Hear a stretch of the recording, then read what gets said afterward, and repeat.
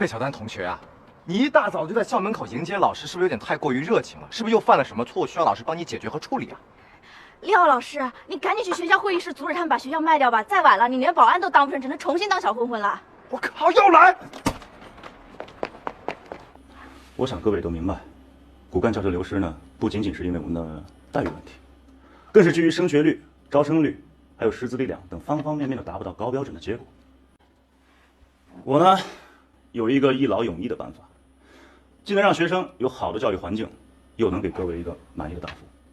那就别卖关子了，说说你的计划呗。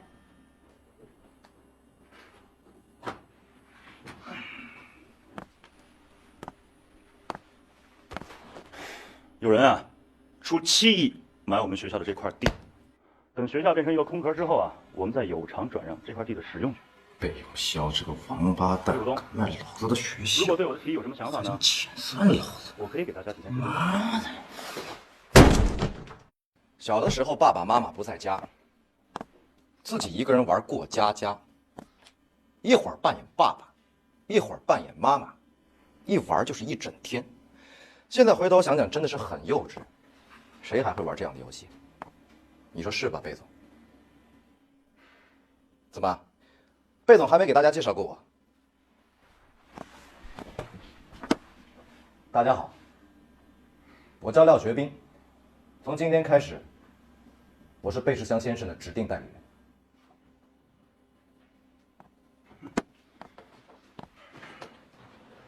我这是替大家考虑，也是替大哥考虑。考虑你妹！过家家玩的爽吗？好，既然你是代理人，那你说，学校骨干教师流失怎么解决？升学率低怎么解决？招生率低怎么解决？啊，光赔钱不挣钱，各位股东的利益损失怎么解决？贝总，关于这个问题，我回答你3个字。3个字。小兄弟，我看你才是过家家的吧？哪3个字啊？你说出来，让大家都听一听。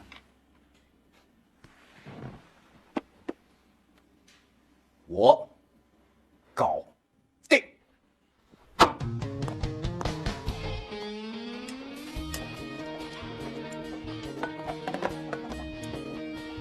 哎，装逼装大发喽！话都说出去了，叹气有什么用啊？想办法吧。你们都知道了？啊，知道了。我听我妈说了。你妈说什么了？